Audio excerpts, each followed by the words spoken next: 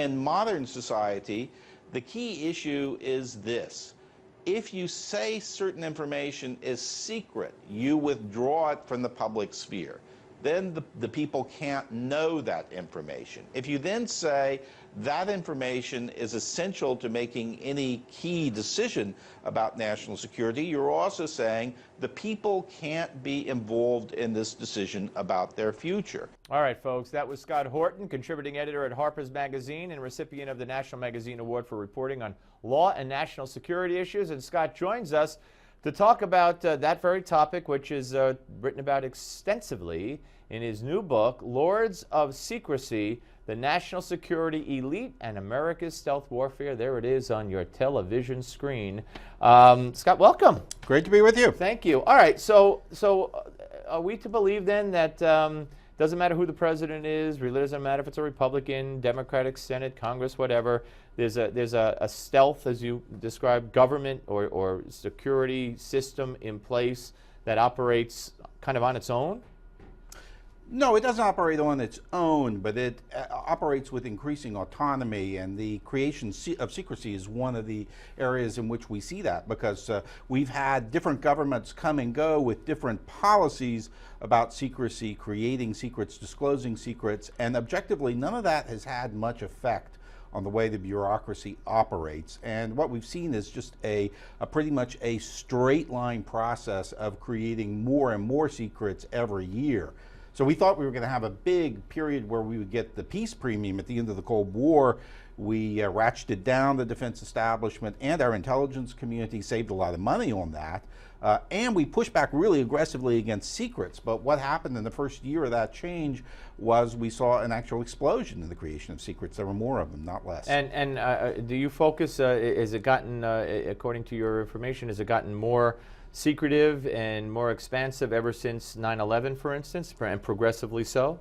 Absolutely, but you can you go back to, again, as I said, after the Cold War, 1996, 1997, when we thought we were going to see things ratcheted down. That did not happen. But after 9/11, we did see a second explosion, and in this case, great apprehension, great ratcheting up of the budget. In the intelligence community and the defense community, but this was a case also where we weren't facing the same sort of existential threat with a really sophisticated adversary that we had in the Soviet Union. I mean, that clearly justifies a higher level. But is this what we know? Is this the NSA and phone tapping and reading emails? I mean, is this what we basically know is out there, or are you talking about going way beyond that? Well, the complexion of who makes the secrets has changed. So we look at the Cold War period, they were mostly coming out of the Pentagon.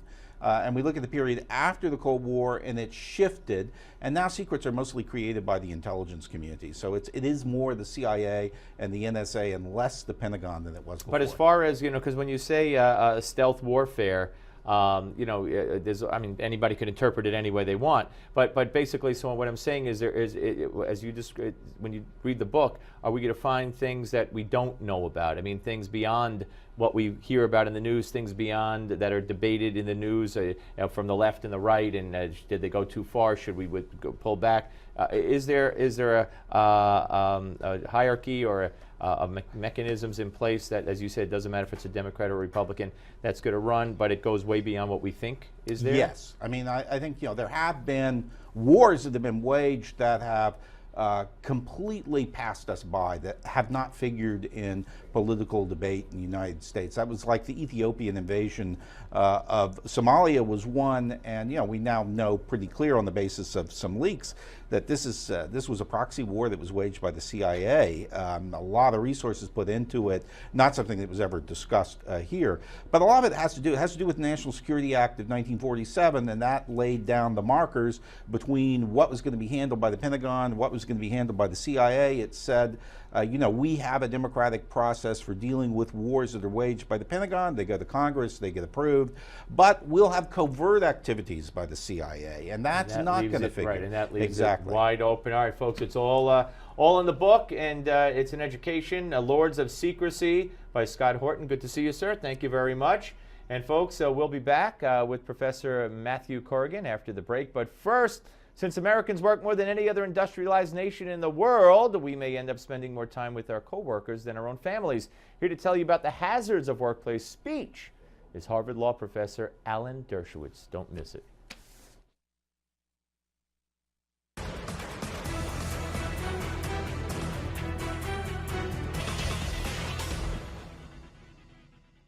Did you ever say anything to someone in private that you didn't want other people to hear? A nasty comment about your boss, maybe a sexist joke? Of course you did. Admit it.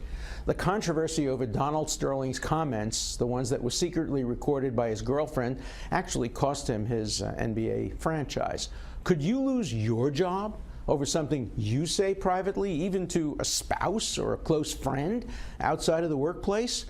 Legally speaking, it all depends. First, in such a case, a court would look at what your job is. If your job is owning a professional basketball team, you may very well lose the team or have to sell it, because the very revelation of your private statements, even though they may have been obtained illegally, could make you unsuitable to continue your ownership. Yes, even if you did nothing actually wrong. If, on the other hand, you were a state or federal civil service employee and made the same comments as Sterling, you would almost certainly be able to keep your job. You can be fired from such a position only if it was proven that you engaged in deliberate wrongdoing. But every job is different with different rules. If you have a contract, if you're a union member, if you have job tenure, you're likely to have greater protection. Most Americans employed by private firms are in a category known as at will, meaning employers can fire you for almost any reason. And so your right to free speech is applicable between an individual and the government. But that right doesn't always apply with a private employer. If you post something on your own Facebook, Twitter, or other social media that your employer doesn't like, and you find out you've been fired, as unfair as that sounds, it might very well be legal. Now, there are exceptions. Federal law prohibits the firing of employees based on discrimination or for retaliation. Also, the Civil Rights Act of 1964 offers some other protections, but not everyone is protected.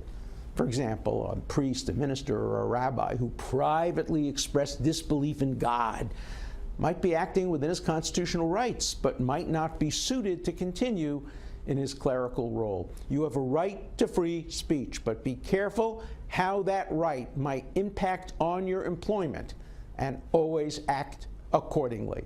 I'm Alan Dershowitz for Newsmax TV.